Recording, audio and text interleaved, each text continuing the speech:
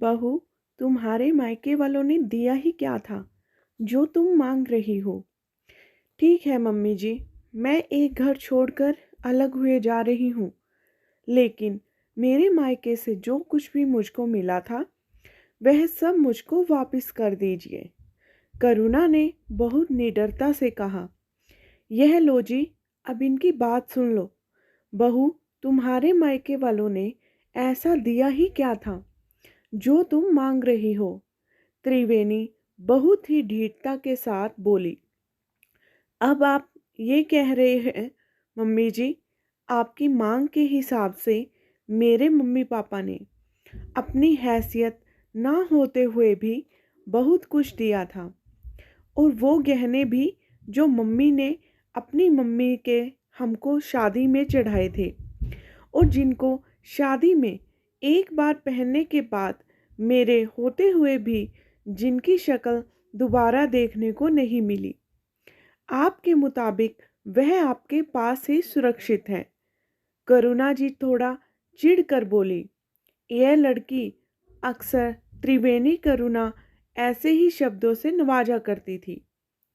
तुम्हारा दिमाग तो ठिकाने पर है कि नहीं? ये जो 2 साल से इस घर में महारानी की तरह रह रही हो ना, उसकी भरपाई कौन करेगा? समझ लो कि वह तुम्हारा 2 साल का इस घर में रहने का किराया हो गया। फिर से त्रिवेणी बहुत ज़्यादा बेशर्मी से बोली। मम्मी जी, यह क्या कह रही हैं आप? क्या यह घर हमारा नहीं था जो आप इस घर का किराया मुझसे मांग रही हैं? करुणा को त्रिवेणी से ऐसी उम्मीद तो बिल्कुल भी नहीं थी। माना कि वह उसको पसंद नहीं करती थी, लेकिन इतनी घटिया सोच जिसकी परिकल्पना भी करुणा ने नहीं की थी। बहू, बोलने से पहले 10 बार सोच लिया करो। आखिर तुम्हारा घर कौन सा है? तुम्हारा इस घर पर कैसा अधिकार? क्या तुम इस घर को मायके से लेकर आई थी? त्रिवेणी बेशर्मी की जैसे सारी हदें पार ही कर रही थी। चलिए, आपको पहले मिलाते हैं सारी परिस्थितियों से। समीर के मध्यम वर्गीय परिवार की करुणा के साथ मनपसंद ब्याह किया था। समीर बहुत ही सीधा और सरल स्वभाव का, बहुत ज़्यादा चतुर ना होने के कारण ज़्यादा पढ़ा लिखा नहीं था।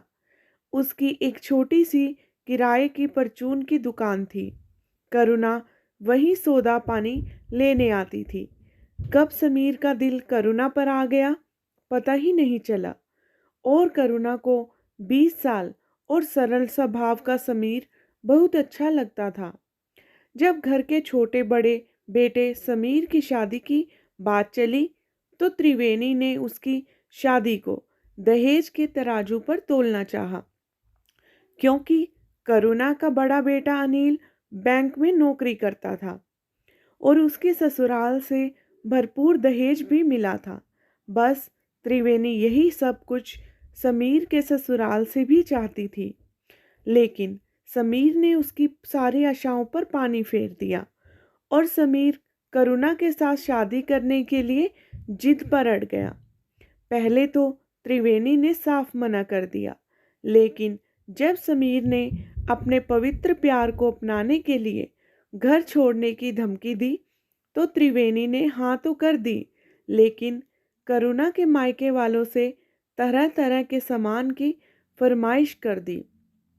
करुणा के मायके वालों ने किसी तरह से थोड़ी बहुत फरमाइश पूरी भी कर दी, लेकिन त्रिवेणी ने करुणा को बिल्कुल भी दिल से नहीं अपनाया था, और जब देखो तब करुणा को बहुत खूबसूरत खूबसूरत तानों से नवाजा करती, और अक्सर ही घर छोड़ने के लिए विवश करती।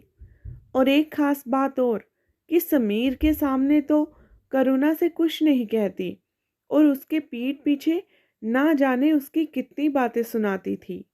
और अभी कल की ही बात है, जब करुणा का सारा काम समेट ही रही थी, कि त्रिवेणी ने उसको बुलाकर कहा कि तुम अपना कहीं और रहने का ठिकाना ढूंढ लो, क्योंकि तुम जिस कमरे में रहती हो वह हमको किराए पर उठाना है। अब तो करुणा भी त्रिवेणी की बातें सुन सुनकर पक चुकी थी और आज वह त्रिवेणी ने साफ साफ बात करने के मूड में नजर आई।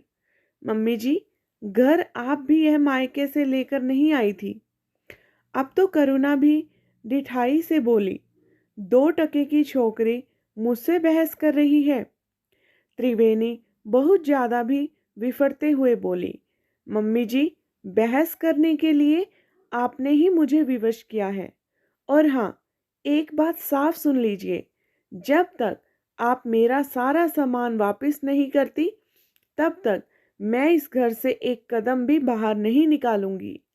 आपने अभी तक मेरा असली रूप देखा नहीं है, लेकिन अब आप मेरा दूसरा रूप ही देखेंगी, क्योंकि समीर के सामने तो आप बहुत अच्छी बनती हैं और उसके पीछे आपका दूसरा ही रूप होता है। इस गलतफहमी में मत रहिएगा कि समीर को कुछ पता नहीं। जानते तो वह भी आपके स्वभाव के बारे में है, लेकिन बस कुछ कह नहीं पाते। और अगली बार आपने कुछ कहा तो उनको दुकान से बुलाकर उनके सामने ही सारी बातें साफ साफ करूंगी। इतना कहकर करुणा अपने कमरे में चली गई। त्रिवेणी को कुछ सूझ ही नहीं रहा था कि वह क्या जवाब दे, क्योंकि आज तो बहू ने उसको आईना दिखा ही दिया था, क्योंकि वह भी एक घर से मायके से लेकर नहीं आई थी।